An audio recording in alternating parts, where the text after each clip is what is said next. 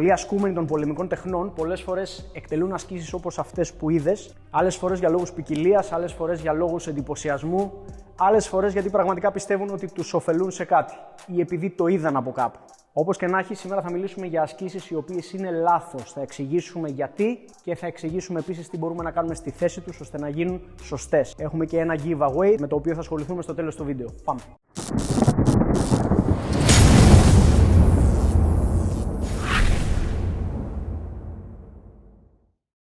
Πάμε λοιπόν να ξεκινήσουμε με την πρώτη άσκηση, η οποία είναι αρκετά συχνή στους κόλπους των πολεμικών τεχνών και είναι τα push-ups δικεφάλων.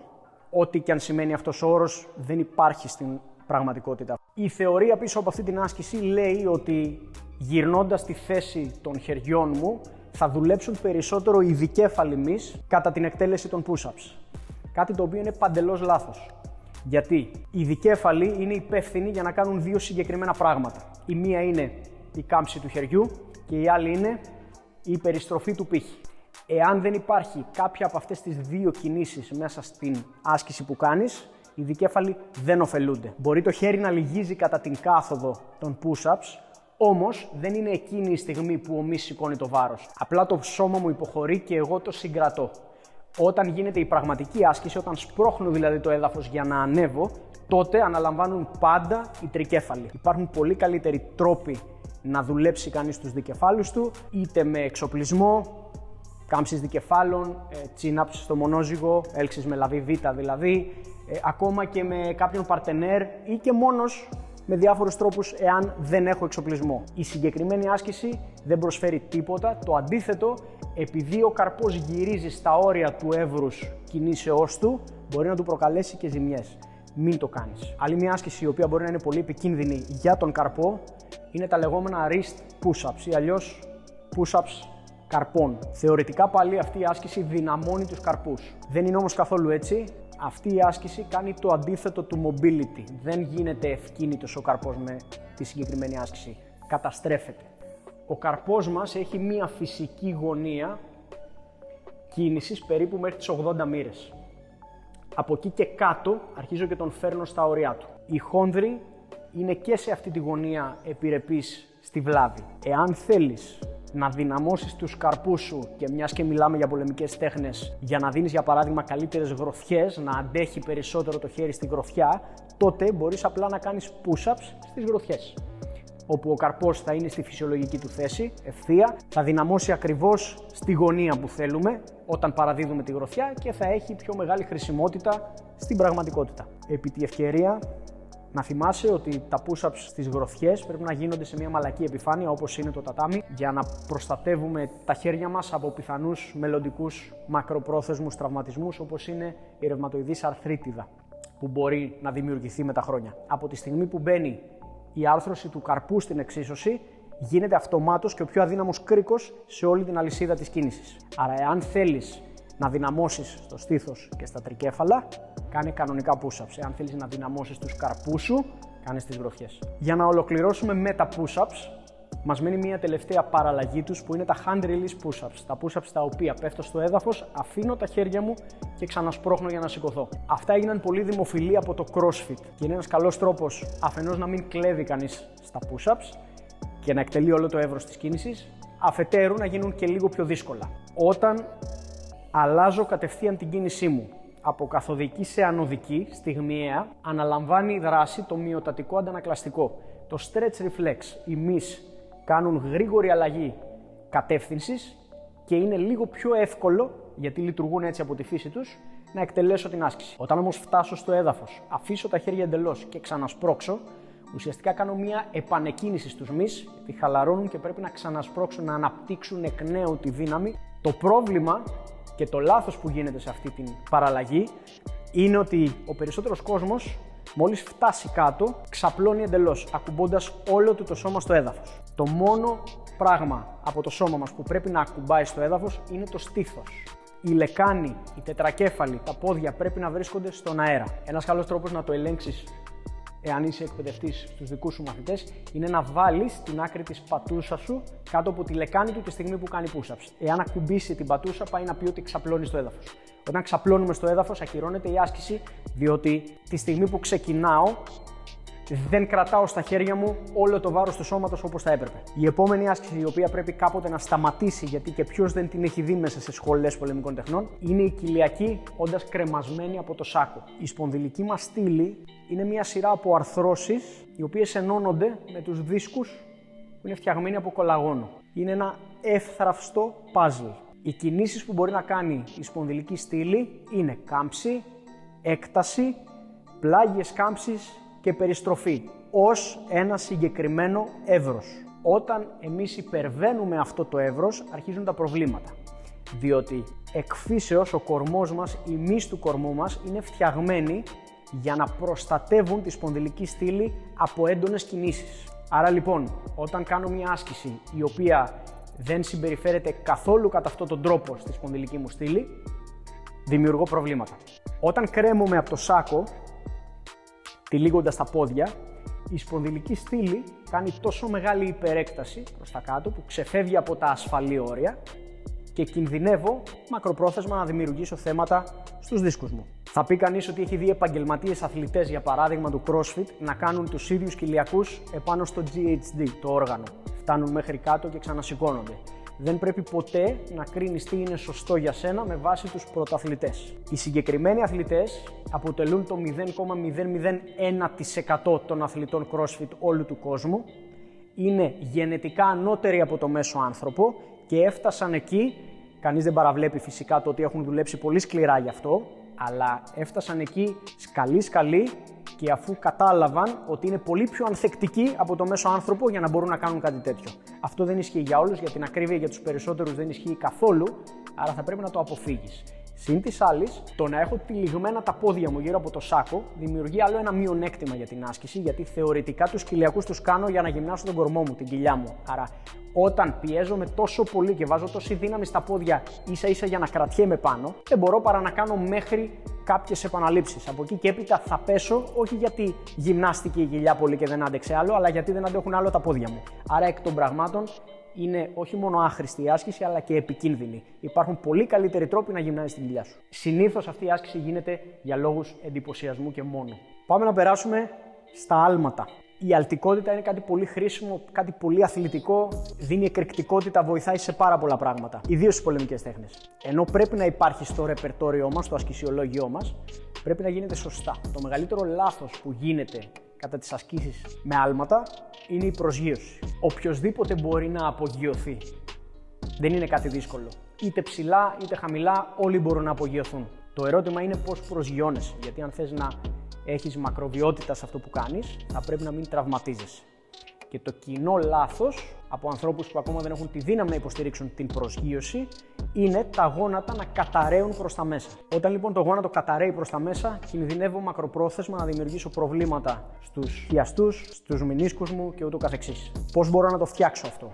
Πρωτού προσπαθήσεις να πηδάς ψηλά, πάρε μία επιφάνεια, για παράδειγμα ένα κουτί. Το συγκεκριμένο κουτί είναι τοποθετημένο στους 40 πόντους. Παρ' όλα αυτά, αν για κάποιον είναι δύσκολο, μπορεί να ξεκινήσει από πολύ χαμηλά, ένα μικρό σκαλάκι και μόνο. Και προσπάθησε να κατέβεις, απλά να πέσεις από το κουτί με σωστή θέση. Η σωστή θέση είναι τα πόδια να είναι ανοιχτά σε ένα βολικό άνοιγμα, ας πούμε το άνοιγμα που θα έκανες βαθιά καθίσματα. Πέφτοντας κατά τη βύθιση, θέλουμε η λεκάνη να κάθεται πίσω και όχι να πέφτουν πολύ μπροστά τα γόνατα. Τα πέλματα έχουν την τάση να κοιτάξουν προς τα έξω και όχι προς τα μέσα, όπως στη λογική που έχουμε όταν κάνουμε squat, βαθιά καθίσματα. Και ακριβώς στην ίδια γωνία πρέπει να κοιτούν, με τα πέλματα πρέπει να κοιτούν και τα γόνατά μου. Πρέπει να κοιτούν ελαφρώς προς τα έξω.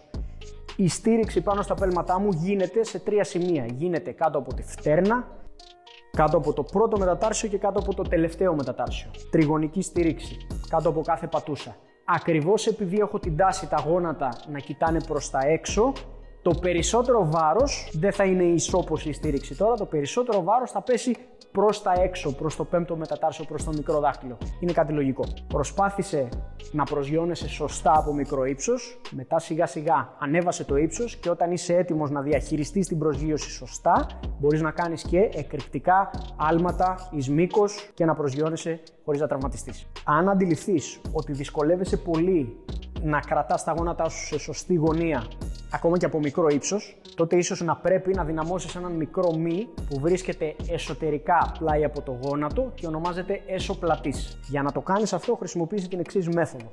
Πάρε πάλι ένα κουτί, βάλε ένα ύψος που μπορείς να διαχειριστείς, δέσε ένα λάστιχο σε ένα ακίνητο εμπόδιο ή βάλε έναν άνθρωπο να το κρατάει για κόντρα. Η αντίσταση από το λάστιχο πρέπει να σου τραβάει το πόδι προς τα μέσα, όπως δηλαδή γίνεται το λάθος, όπως καταραίουν τα γόνατα προς τα μέσα όταν δεν μπορείς να προσγειωθείς, και ο σκοπός σου είναι να ανεβαίνεις με αυτό το πόδι σταθερά πάνω στο κουτί, κρατώντας αντίσταση και χωρίς να αφήνεις το πόδι να καταραίει προς τα μέσα. Επανάλαβε 3 με 4 σετ ημερησίως από 15 έως 20 επαναλήψεις σε κάθε πόδι και πολύ σύντομα θα έχεις πολύ καλύτερα αποτελέσματα. Περνάμε σε μία ακόμα άσκηση, η οποία είναι η σκάλα ταχύτητας ή η σκάλα ευκινησίας. Speed ladder και agility ladder λέγεται. Δεν είναι λάθος η χρήση της σκάλας, είναι συνήθως λάθος ο σκοπός για τον οποίο τη χρησιμοποιεί κανείς. Διότι όπως υπονοεί το όνομά της, κάποιος περιμένει ότι θα αναπτύξει την ταχύτητά του ή την ευκινησία του χρησιμοποιώντας τη σκάλα. Δεν είναι όμως ακριβώς έτσι. Η ταχύτητα και η ευκινησία είναι δύο ικανότητες οι οποίες φτιάχνονται ίσως περισσότερο με την εκγύμναση παρά με την εξάσκηση τέτοιου είδους. Και τα δύο συμβάλλουν, αλλά εάν δεν έχεις μια καλή βάση δύναμης, δεν μπορείς να έχεις ποτέ ταχύτητα ή ευκινησία. Η ταχύτητα τι είναι? Αν για παράδειγμα τρέχει κανείς ή θέλει να λακτήσει γρήγορα και δυνατά κανείς, η ταχύτητα έχει άμεση σχέση με το πόση δύναμη μπορεί να ασκήσει το πόδι μου στο έδαφος. Άρα, εάν δεν έχω δυνατά πόδια, όσα γρήγορα βηματάκια και να κάνω στη σκάλα, ποτέ δεν θα είμαι ικανός να κάνω ένα γρήγορο sprint, να δώσω ένα γρήγορο λάκτισμα. Η σκάλα μπορεί να βοηθήσει εν μέρη στην ανάπτυξη της ταχύτητας και της ευκίνησίας, αλλά μόνο υπό την προϋπόθεση ότι έχεις ήδη μία βάση δύναμης, άρα ξεκινάμε πάντα από την αντίσταση, από τα βάρη. Τι είναι ευκινησία? Είναι η ικανότητα του ατόμου να αλλάζει μοτίβα κίνησης όσο πιο γρήγορα γίνεται. Άρα σε μία μάχη να μπορώ να πατήσω σε ένα σημείο και να αλλάξω γρήγορα κατεύθυνση, να κινηθώ προς ένα άλλο όσο πιο γρήγορα γίνεται για να αποφύγω ένα χτύπημα και ούτω καθεξής. Και πάλι για να το εφαρμόσω αυτό χρειάζεται δύναμη και μάλιστα με όλους τους δυνατούς τρόπους σύσπασης, μυϊκής σύσπασης. Τι εννοώ? Ας πούμε ότι πατάω και θέλω να αλλάξω γρήγορα κατεύθυνση, να κινηθώ προς τα πίσω. Τη στιγμή που προσγειώνομαι και πέφτει το βάρος μου μπροστά, χρειάζομαι πλειομετρική δύναμη για να απορροφήσω τις δυνάμεις της προσγείωσης. Από εκεί και πέρα, στιγμιαία και μέχρι να αλλάξω κατεύθυνση, οι μυς μου παραμένουν σταθεροί. Εκεί χρειάζεται ισομετρική δύναμη για να αναλάβει μέχρι να γίνει η αλλαγή της κατεύθυνσης. Όταν αλλάξω κατεύθυνση και πρέπει να εκτιναχθώ προς την αντίθετη μεριά, θέλω μειομετρική δύναμη. Με άλλα λόγια, και πάλι ξεκινάμε από τη δύναμη από τα βάρη. Άρα, εάν είσαι από τους ανθρώπους που κάνουν χρήση της σκάλας για την ανάπτυξη της ταχύτητας και της ευκινησίας αποκλειστικά, μάλλον πρέπει να ξεκινήσεις από κάτι πιο βασικό. Όμως, από την άλλη μεριά, η σκάλα βοηθάει πολύ στο συντονισμό των άκρων και στη συγκέντρωση, στο focus, στο να μπορούμε να είμαστε επικεντρωμένοι σε ένα συγκεκριμένο στόχο. Εάν τη χρησιμοποιείς για αυτούς τους λόγους, τότε καλώς κάνεις και συνέχισε το. Η τελευταία άσκηση με την οποία θα ασχοληθούμε σήμερα είναι γενικότερα οι ασκήσεις με βάρη πάνω σε ασταθείς επιφάνειες. Με την πιο διαδεδομένη πλέον που γίνεται όχι μόνο στις σχολές πολεμικών τεχνών αλλά και σε γυμναστήρια, τα squat, τα βαθιά καθίσματα πάνω σε ασταθείς επιφάνειες. Πολλές φορές θα τα έχεις δει πάνω σε μπάλες μποσού. Σε σχολές πολεμικών τεχνών συνήθως τα βλέπεις πάνω σε ασπίδες. Όταν χρησιμοποιούμε βάρη για να εκτελέσουμε μια άσκηση, όπως τα squat, το κάνουμε για λόγους όπως για παράδειγμα η μυϊκή ενδυνάμωση, να δυναμώσουμε. Όταν πατάω πάνω σε ασταθείς επιφάνειες, η παραγωγή δύναμης από τους μυς μειώνεται. Από τη στιγμή που δεν μπορώ να εφαρμόσω, να ασκήσω δύναμη στο έδαφος σταθερά, έχω μείωση της παραγωγής, υπάρχουν διαρροές ενέργειας. Άρα λοιπόν χάνω το νόημα. Το να χρησιμοποιήσω μια ασταθή επιφάνεια, χωρίς βάρος, απλά για να διορθώσω προβλήματα σταθερότητας, ισορροπίας κτλ. Φυσικά και γίνεται. Αλλά διάλεξε ή το ένα ή το άλλο. Ή κάνε προπόνηση για να διορθώσεις τα προβλήματα που μπορεί να υπάρχουν τέτοιου τύπου, ή κάνε προπόνηση δύναμης και πάτα καλά στα πόδια σου και κάνε squat με βάρος όσο περισσότερο γίνεται, πατώντας σταθερά στο έδαφος. Ας μην μπερδέψουμε την ασταθή επιφάνεια με τα ασταθή βάρη. Μπορεί να έχεις δει επίσης squat με κρεμασμένα βάρη πάνω στην μπάρα, από λάστιχα για παράδειγμα, έτσι ώστε το ίδιο το βάρος να είναι ασταθές. Αυτό δεν μειώνει την παραγωγή δύναμης από τα πόδια, ίσα ίσα που μπορεί να βοηθήσει και στη σταθεροποίηση των αρθρώσεων.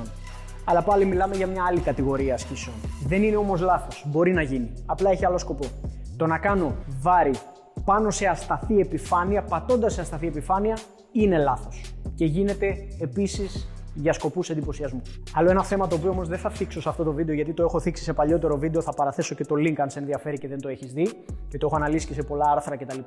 Είναι η σκιαμαχία με αλτήρες. Το μόνο που θα πω είναι σε παρακαλώ σταμάτα να το κάνεις αυτό και αν θες να μάθεις τους λόγους, δες αυτό το βίντεο. Πριν τελειώσουμε, έχουμε ένα giveaway σήμερα από το Battle Proven, το πρόγραμμα φυσικής κατάστασης και δύναμης, αποκλειστικά φτιαγμένο από εμένα για μαχητές. Το Battle Proven δημιουργήθηκε μετά το Battle Tested, το πρώτο μου πρόγραμμα, το οποίο περιείχε και χρήση εξοπλισμού φυσικά για τις προπονήσεις και είναι ιδανικότερο, αλλά λόγω των εποχών που ζούμε, πολλοί άνθρωποι πλέον δεν έχουν πρόσβαση εύκολα σε γυμναστήριο και θέλουν να κάνουν κάτι μόνοι στο σπίτι χωρίς τη χρήση εξοπλισμού. Γι' αυτό και το συγκεκριμένο πρόγραμμα, το Battle Proven, απευθύνεται αποκλειστικά σε μαχητές, ανεξαρτήτως συστήματος που ακολουθεί κανείς.